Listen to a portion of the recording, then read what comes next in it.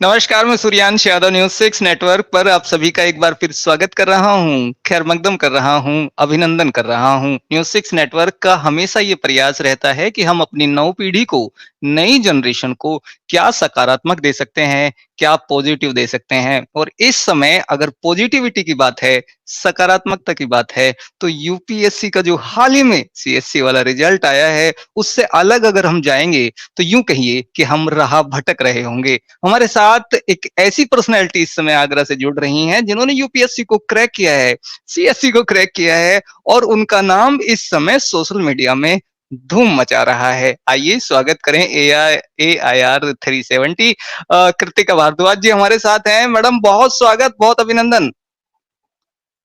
Thank you sir, बहुत-बहुत धन्यवाद। बहुत मेरा ही पहला अच्छा सवाल इंट्रोडक्शन जी, दे जी।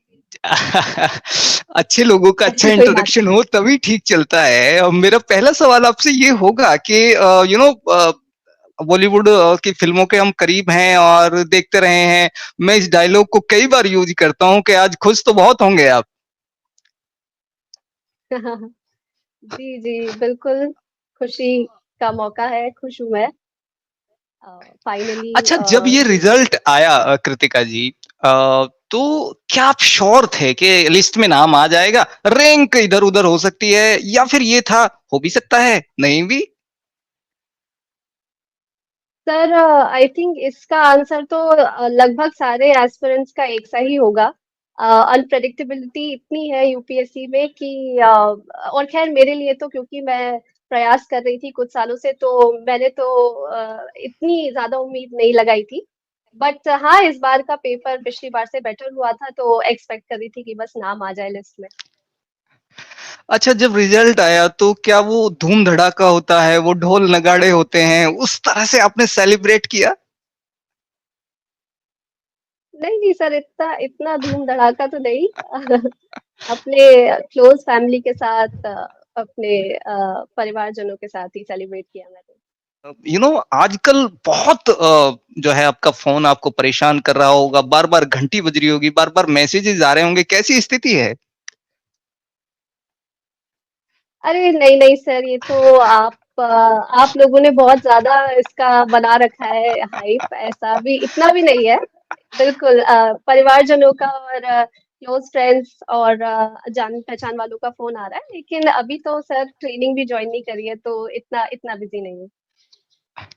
सारा का सारा दोष आप हम पे मढ़ सकते हैं, आपका अधिकार है लोकतांत्रिक अवस्थाओं में। अच्छा जब रिज़ल्ट आया आपने अपना नाम देखा तो कौन वो पहला व्यक्तित्व हुआ जिसे आपने कहा मम्मा, पापा, दोस्त, भाई, बहन जो भी है कि देखो वो सपना पूरा हो गया जिसके लिए हम आगे चले थे? जी, जब रिज़ल्ट आया तो मेरे हाथ में फ़ोन तब नहीं था और मुझे पता नहीं था कि रिज़ल्ट आ चुका है। मेरे एक फ्रेंड का मेरे फ़ोन पे मैसेज आया कि रिज़ल्ट चेक करो जल्दी तुम पास हो गई हो। और मैंने अपने मम्मी-पापा से बोला कि आप लोग चेक करो और उन्होंने ही चेक करके मुझे फिर बताया। इसका कोई विशेष कारण क्यों आप कुछ डरे हुए थे, कुछ संशय था, माता-पिता देखेंगे तो शायद दुआओं के कारण नंबर आ ही जाए? बस यही ऐसा ही कुछ सोचा था एक्चुअली रिजल्ट जब आ रहा था हम उसे 3-4 दिन से एंटिसिपेट कर रहे थे कि आ जा सकता है आ जा सकता है तो थोड़ी एंजाइटी हो रही थी तो फिर मैंने सोचा कि बेहतर होगा अगर मम्मी पापा ही देख के बता दें। अच्छा, अब मुझे थोड़ा-सा आपकी अपनी यात्रा के बारे में क्योंकि इसे हम सीरियसता की तरफ ले चलें वो आवश्यक है। कहाँ से हमारी यूपीएससी की यात्रा शुरू होती है कृतिका जी? देखिए मेरी यात्रा 2020 के बिगनिंग से शुरू होती है यूपीएससी की।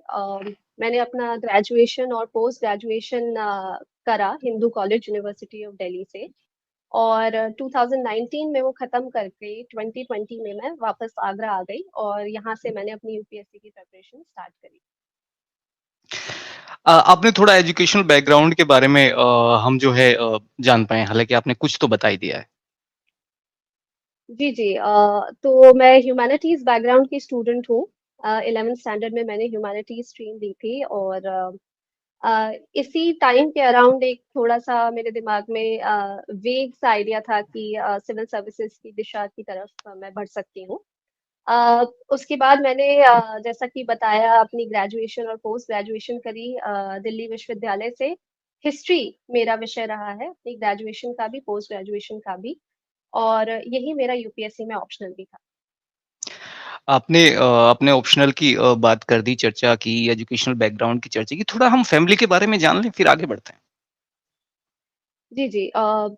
तो मेरी एक न्यूक्लियर फैमिली है। मेरे मम्मी-पापा और मैं हैं इस फैमिली में, और आगरा से ही बिलॉन्ग करते हैं हम लोग। हम तीनों का जन्म आगरा में ही हुआ है। और पापा मेरे एजुकेशन बैकग्राउंड से जुड़े हुए हैं, टीचर रह चुके हैं, और अभी एक पब्लिशर के साथ जुड़े हुए हैं, बुक्स लिखते हैं बॉटनी की। और मेरी मम्मी और पापा दोनों बॉटनी विषय से पीएचडी हैं, और साइंस बैकग्राउंड से बिलॉन्ग करते हैं, मैं ह्यूमैनिटीज बैकग्राउंड। आपने एक बार तो कहा ही होगा, पापा एक किताब तो आई थिंक अब लिख दी जाए, मैं उस लायक बन गई हूँ। खैर मैं आगे बढ़ता हूँ। हमारी यात्रा शुरू हुई। ऐसा नहीं है कि आज हम सफलता देख रहे हैं, हमने विफलताएं देखी हैं। थोड़ा सा उस स्थिति के बारे में बताइए जब हम इस यात्रा में अपने आप को अकेला भी महसूस कर रहे थे, असहज भी महसूस कर रहे थे, कमजोर भी महसूस कर रहे थे, और वहां से उठना हमारे लिए एक चुनौती था। बिल्कुल सर, जैसा कि आप जानते हैं, आपने बिल्कुल सही बोला कि यूपीएससी की जो जर्नी है, उसमें जनरली आप देखेंगे आपको 2-3 साल का समय तो देना ही पड़ेगा। मतलब जनरली ऐसा माना जाता है कि आपको इतनी पढ़ाई और अटेम्प्ट्स मिला के इतना टाइम देना पड़ेगा उसके लिए, और बहुत ही लंबी जर्नी हो जाती है। लोनलीनेस भी एक कंपेनियन होता है इस हमारी जर्नी में, और it is very natural to feel demotivated. बहुत सारे ऐसे मौके आते हैं जो मेरी प्रिपरेशन के टाइम पे भी आए थे, जब मुझे लगता था कि जो भी मैं मेहनत कर रही हूँ उसका कोई रिजल्ट आ नहीं रहा है मेरे पास।